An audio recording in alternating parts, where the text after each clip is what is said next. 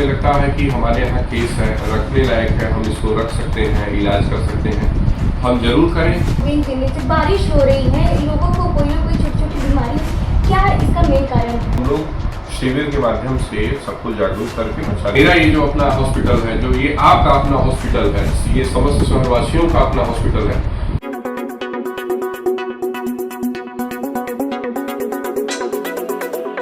नमस्कार, मैं साक्षी, आप देख रहे हैं जयदेश न्यूज। इस वक्त मैं मौजूद हूँ national hospital and critical care, ये जो कि भोजपुर में स्थित है। हम आपको बता दें, हमारे साथ काफी चर्चित और काफी एक कह सकते हैं कि मानव की सेवा के लिए हमेशा तत्पर खड़े रहते हैं। हमारे साथ डॉक्टर प्रशांत पांडे सर है। हम बता दें कि ये काफ़ी स्पेशलिस्ट फिजिशियन है और लोगों का जो स्वास्थ्य है, काफ़ी लोगों की बातचीत करके उन्हें देखते हैं कि कैसे उसको बीमारी जो भी उसको कैसे निस्तारण करें। यही सब मुद्दों पे आज बातचीत करने से बारिश जो है काफ़ी हो रही है, ऐसे में काफ़ी बीमारियां जो युवाओं को हो रहा है, तो इसमें क्या करना चाहिए ताकि हमारी जो हेल्थ वो सही रहे और रोजमर्रा में क्या एड ऑन कर सकते हैं? प्रशांत सर, हमारे चैनल में आपका स्वागत है। धन्यवाद मैडम, नमस्ते आप सभी को। नमस्ते बनारस, मैं doctor Prashant Kumar, family medicine. आज मैं जयदेश न्यूज से आपकी जो टीम पधारी हुई है उनका मैं बहुत बहुत आभारी हूँ, बहुत धन्यवाद देता हूँ कि आज आपने इस बारिश का जो मौसम जो चल रहा है उस संदर्भ में जो संक्रमित बीमारियां हैं उसके लिए जो है एक जनमानस के बीच में एक जागरूकता फैलाने के लिए उनको इस बीमारी से कैसे हम अपने आप को स्वस्थ रख सकते हैं, बचा सकते हैं, इसके लिए आपने एक आज जो ये इंटरव्यू का जो सेशन रखा हुआ है, मैं इसके लिए बहुत बहुत धन्यवाद आपको देता हूँ। Thank you sir. इसमें 2 दिन से बारिश हो रही है, लोगों को कोई ना कोई छोटी छोटी बीमारी, क्या इसका मेन कारण है? देखिए मैम, ये जो मौसम है, जब मौसम का परिवर्तन होता है, विशेष रूप से जो बारिश का मौसम है, उस मौसम को हम लोग संचारी रोग, संक्रमित या संक्रमण जनित रोग के बारे में जानते हैं। बारिश के मौसम में एक जो सबसे बड़ी समस्या उत्पन्न होती है वो हर जगह पे है, वो यही होती है कि पानी इकट्ठा होता है, और जब पानी इकट्ठा होता है तो वहाँ तमाम बैक्टीरिया और वायरस उत्पन्न होते हैं स्वतः ही, क्योंकि वो उनके म्यूटेशन के लिए, वहाँ उनके पनपने के लिए एक अनुकूल परिस्थिति होती है, वहाँ पे वो आसानी से पनप जाते हैं। इसके लिए हमारे भारत सरकार द्वारा, केंद्र सरकार द्वारा, उत्तर प्रदेश सरकार द्वारा समय समय पे हमारे जो टीम है गवर्नमेंट हॉस्पिटल की, हमारे जो सम्माननीय मुख्य चिकित्सा अधिकारी सर हैं, मुख्य चिकित्सा अधीक्षक सर हैं, अधीक्षक महोदय हैं, तमाम जो डिस्ट्रिक्ट हॉस्पिटल है, प्राइमरी हेल्थ केयर है, कम्युनिटी हेल्थ केयर है, उनके द्वारा, साथ ही हमारा जो मेडिकल एसोसिएशन है और हमारे जो जितने भी प्राइवेट नर्सिंग होम एसोसिएशन है, उनके भी द्वारा जो है समय समय पे संचारी रोग के नियंत्रण, उनके बचाव के लिए जागरूकता बड़े स्तर पे पैमाने पे चलाया जाता है, और हम लोग शिविर के माध्यम से सबको जागरूक करके बचाने का हर संभव प्रयास करते हैं। इसके बावजूद भी कभी कभी ऐसा भी देखने में आता है कि लोग बारिश में भीग जाते हैं, जैसा पिछले 2 से 3 दिनों में बारिश बिल्कुल अचानक से हुई है, मौसम विभाग की चेतावनी के बाद भी, लेकिन रोज़मर्रा की जो अपनी जीवनचर्या है उसमें लोग निकलते हैं, लापरवाही थोड़ा बरत देते हैं। तो ये जो मौसम में परिवर्तन, तापमान में परिवर्तन हो रहा है, वैसा ही परिवर्तन हमारे शरीर के तापमान में होता है, और वह जो परिवर्तन है वो तापमान जो परिवर्तित होता है मौसम के परिवर्तन से जब मेलजोल नहीं होता है तो ऐसी बीमारियां उत्पन्न होती हैं। मच्छर के काटने से होती है, जिनमें प्रमुख रूप से टाइफाइड फीवर हो गया, मलेरिया फीवर हो गया, और सबसे ज़्यादा जो सामान्य है, जो पिछले कई दशकों से हम देखते आ रहे हैं, कि डेंगू फीवर जो है ये बहुत तेज़ी से देखने को मिलता है। हाँ, हम इस चैनल के माध्यम से ये जरूर, डेंगू है फीवर, ये ज़्यादा इस समय हम लोगों के लिए चुनौती बन के आया हुआ है। अगर आपसे मिलना चाहे, आपकी टाइमिंग क्या है इस हॉस्पिटल में बैठने की? मेरी टाइमिंग लगभग 12:30 बजे दोपहर से शाम को 5:30 बजे तक है। मैं एक बहुत छोटा सा परिचय इस हॉस्पिटल के बारे में देना चाहता हूँ कि यहाँ लगभग 9 से 10 डॉक्टरों की टीम है जुड़ी हुई, जिसमें जिले के रिटायर्ड सीएमओ से लेके ज्वाइंट डायरेक्टर तक जो है वो भी जुड़े हुए हैं। वो सारे विशेषज्ञ डॉक्टर हैं। यहाँ पे ओपीडी की सुविधा, आईपीडी की सुविधा, सभी प्रकार के सर्जरी की सुविधा बिल्कुल कम दरों पे है। मैं इस चैनल के माध्यम से और भी स्पष्ट करना चाहता हूँ, मेरे सभी जो शहरवासी हैं सम्मानीय, बहुत बार ऐसा देखने को हुआ है कि हॉस्पिटल जहाँ सुविधाएं आप ले रहे हैं उन सुविधाओं को लेने के लिए हम भी कहीं सुविधा अगर प्राप्त करते हैं तो उसका भुगतान करते हैं। जैसे हमें बिजली विभाग को बिजली का बिल देना है, कूड़े का निस्तारण है नगर निगम को देना है, स्टाफ है उनको भी पैसा देना है और तमाम अन्य खर्च हैं। तो हम जब आपसे पाते हैं तभी हम इन चीज़ों में दे पाते हैं। लेकिन कभी कभी स्थिति परिस्थिति ऐसी होती है जो बिल्कुल असहाय लोग हैं, जिनको वास्तविक जरूरत है, तो उनके लिए सिर्फ हम दवाओं में छूट, जांच में छूट के आधार पर इलाज करते हैं और अस्पताल का, डॉक्टर का सारा जो बिल होता है उसको निःशुल्क कर रखते हैं। हम उसका कोई भी चार्ज नहीं देते। सर्जरी भी हमारे यहाँ जो भी है वो बहुत ही न्यूनतम स्तर पे है, उसमें दवा, सर्जरी, वो सारे पैकेज हैं। हम लोग भारत सरकार, उत्तर प्रदेश सरकार द्वारा जो योजनाएं आयुष्मान, हमारे जो सम्माननीय यशस्वी आदरणीय प्रधानमंत्री जी हैं श्री नरेंद्र मोदी जी, उनके द्वारा जो प्रधानमंत्री जन आरोग्य योजना लागू गई, हमारे प्रदेश के यशस्वी जो मुख्यमंत्री श्री महंत योगी आदित्यनाथ जी हैं, उनके द्वारा जो समय समय पर अनुशासन और योजनाएं स्वास्थ्य को लेकर लागू की गई हैं, हम उनका सम्मान करते हैं।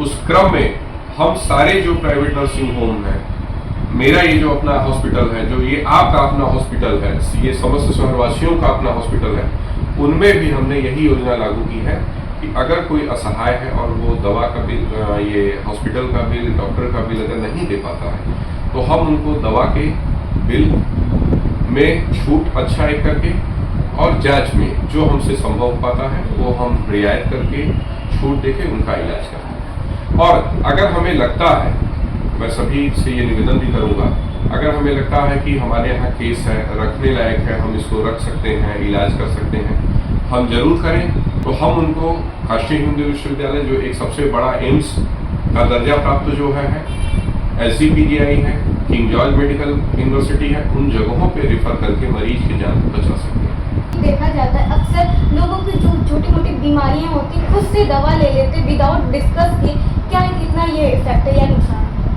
देखिए, बहुत ही अच्छा प्रश्न आपने किया है। मैं आपके इस चैनल के माध्यम से जय देश न्यूज़ के ये स्पष्ट सभी को करना चाहता हूँ, मेरे जितने भी समस्त अभी श्रोता हैं और सम्मानीय जो हमारे यहाँ के दर्शक हैं, रहवासी हैं, मैं आप सभी से हाथ जोड़ के ये निवेदन करना चाहता हूँ कि आप अपने स्वास्थ्य को लेकर बहुत जागरूक रहें। मैक्सिमम जो डॉक्टर्स हैं, मैं यही बताऊंगा कि वो निःशुल्क OPD ही करते हैं। सर्दी, खांसी, जुकाम, बुखार के लिए आप जाएंगे, मुझे नहीं लगता है कि ऐसे संचारी रोगों के लिए या इस विकट स्थितियों में कोई आपको एक लंबी OPD की फीस देकर जो है इलाज करने को बाध्य करेगा। बिल्कुल नहीं है। सारे लोग सेवा भाव से ही जुड़े हुए हैं। हमारा पूरा जो चिकित्सक जो हमारे साथी हैं, जिनमें सभी सीनियर्स हैं और हमारे जो कलीग हैं, इवन जो नए डॉक्टर जूनियर हैं, वो सारे लोग एक सेवा भाव को ही जो है देखकर कार्य कर रहे हैं। तो आप अवश्य अनुभवी, आपको बताना चाहते हैं कि शासन द्वारा व्यापक स्तर पे मलेरिया को पूर्ण रूप से और टाइफाइड को भी पूर्ण रूप से खत्म किया गया है हद तक। कुछ ऐसे जगह पे हैं जहां स्लम एरिया है, जहां लोगों में जागरूकता, जहां शिक्षा का थोड़ा अभाव है, वह ध्यान नहीं देते हैं, वहाँ थोड़ा सा हमको कठिनाइयाँ आती हैं। तो ये जो चिकित्सक से मिले, उनसे परामर्श लें, उनके द्वारा जो जाँच बताई जा रही है जाँच कराएं, उनके द्वारा जो दवा दिया जा रहा है उन दवाओं को समय पर खाएँ और सावधानियों को बिल्कुल अच्छे तरीके से समझते हुए, परहेज को अच्छे से समझते हुए अपने आप को स्वस्थ रख सकते हैं। मेडिकल स्टोर से दवा लेना इतनी घातक हो सकती है कि आप उसके दुष्परिणाम को नहीं समझ सकते हैं। उसके दुष्परिणाम को हम लोग अभी नर्सिंग होम में समझ रहे हैं और देख रहे हैं। जब हमारे पास मरीज गंभीर स्थिति में आता है और उसके साथ साथ उसके पास एक विशेष समस्या होती है आर्थिक संकट की, ये एक बहुत बड़ी चुनौती है। और आपका ये जो चैनल है, आपका ये जो संवाद का जो माध्यम है, इसमें किसी के लिए, किसी विशेष के लिए हमने नहीं को कहा, लेकिन जिन्हें नहीं ज्ञान है वह इसको मुद्दा बनाते हैं, वही इसका दुष्प्रचार करते हैं और दुष्प्रचार करके समस्या मरीज के परिजन के लिए और जो डॉक्टर इलाज कर रहा है उसके लिए खड़ा करते हैं। जैसा देखा जा रहा है कि आज यंग जनरेशन में BP की बीमारी, शुगर की बीमारी देखा जाए, क्या मुख्य कारण हो सकता है? आप अभी बैठी थी ओपीडी में, आपने देखा ही होगा कि मधुमेह और डिसलिपिडीमिया मतलब बढ़ा हुआ वसा का स्तर कोलेस्ट्रॉल का एक 30 साल का जो है पेशेंट हमारे पास आया है, दिखा के गया है। घुटने का ऑपरेशन होना है उसका। बदलती जीवन शैली, दिनचर्या, तनाव, उसके साथ साथ अनियमित, अनियंत्रित और असमय खान पान, दूषित खान पान, ये सबसे बड़ा प्रमुख कारण है। आज अगर एक हम सर्वे करें तो 100 में लगभग 75 पेशेंट में हमें देखने को यही मिलेगा कि दिनचर्या सही नहीं है, देर से उठना, देर से अपनी जो रूटीन एक्टिविटीज़ हैं उसको करना, ब्रेकफास्ट का न करना, दोपहर का लंच न करना, शाम का या रात का जो भोजन है उसको समय पे न करना और देर रात तक जगना।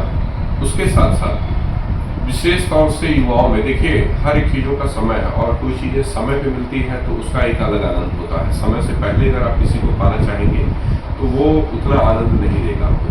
समय से पहले हर चीज़ों को पाने की इच्छा और भौतिकता की जो सुंदरता आ गई है लोगों में, बड़ी गाड़ी, महंगे खाना, बाहर का खाना, अच्छे पहनना, ये सिर्फ किसके लिए है? अगर आपका मन इन चीज़ों को लेकर व्यथित है, मन इन चीज़ों को लेकर परेशान है, तो हमको लगता है कि ये सबसे प्रमुख बीमारी की वजह है युवाओं में। स्वास्थ्य को लेके कैसे लोग जागरूक हो, क्या टिप्स देना चाहेंगे? मैं सभी श्रोताओं को, दर्शकों को ये बहुत विनम्र निवेदन करते हुए कहना चाहूँगा, हमारे जो पिताजी, माताजी, दादा दादी, पूर्वज ने जो नियम बनाए हैं, जो अनुशासन बनाए हैं, आज प्रकृति से हम लोगों ने बहुत खेला है। हर घरों में एसी है, हर घरों में कार है, हर घरों में 2 पहिया है और इनसे बचने के लिए या ये जो इन्वायरमेंटल साइकिल है उसको मेंटेन करने के लिए जो अच्छे ऑक्सीजन, शुद्ध ऑक्सीजन के लिए हमें क्या प्रयास करने चाहिए व्यापक स्तर पे, ये हमारे दादा और परदादा लोगों ने जो बनाया उसको आज हम ही नष्ट कर रहे हैं। मेरा ये कहना है, मेरा जहाँ तक मानना है, एक डॉक्टर होने के नाते और एक आम आदमी होने के नाते जो मैं अपने दिनचर्या में करता, संतुलित विचार, संतुलित आहार, संतुलित व्यवहार, संतुलित शासन, संतुलित अनुशासन और संतुलित सोच अगर आप लेकर चलेंगे, आजीवन ताउम्र आप स्वस्थ रहेंगे। समय का सही प्रबंधन हो, समय पे काम करने की आदत डालें, काम को टालें न। साथ ही मुझे नहीं समझ में आता है, मैं सभी जो युवा वर्ग हमारे साथी हैं उनसे कहना चाहता हूँ कि नशे में ऐसी क्या चीज़ें हैं जो वो आपके तनाव को कम करता है या जो आप समझते हैं कि हमें इससे एक अच्छी ऊर्जा मिलती है, करता है। मेरा तो ये कहीं से नहीं मानना है कि ये कहीं उचित है, कहीं सही है। आप अपने आप को नशे से जितना जल्दी से जल्दी हो सकता है दूर कर लें। साथ ही अपने खाने में हरे सलाद, हरी सब्जी, पत्तेदार सब्जी, हाई फाइबर डाइट और low glycemic index diet, high fibre diet और लो ग्लाइसेमिक इंडेक्स डाइट का सेवन करें। रोजाना कोई एक आप अपनी अच्छी जो है आदत बना लें है कि आप भी वास्तविकता वाली जीवन में आनंद लीजिए, उसकी अनुभूति कर लीजिए और अपने सभी कामों को अनुशासित होकर, भोजन को, व्यवहार को, आचरण को, विचार को, सोच को रखिए। मैं आपसे ये बिल्कुल विश्वास दिलाता हूँ कि इनका आपके व्यक्तिगत जीवन में, व्यावसायिक जीवन में, कैरियर के जीवन में, सारे जीवन में एक विशेष असर और विशेष प्रभाव डालेगा। बहुत बहुत धन्यवाद अपना समय देने के लिए। जैसा कि आपने सुना, स्पेशली युवाओं के लिए एक अच्छा मैसेज सर ने दिया है कि अगर हम लोग जो डेली हैबिट उसको चेंज करें, जो ये बीमारी होती है, गंभीर बीमारी जिसे बीपी और शुगर कहते हैं, उसे कहीं ना कहीं लोग रोक सकते हैं। और जो युवाएं खासतौर पे नशा करते हैं उसे बिल्कुल नहीं करना चाहिए, वो हेल्थ के लिए काफ़ी हार्मफुल होता है। ऐसे ही खबरों से आपको रूबरू कराते रहेंगे। आप तब तक बने रहें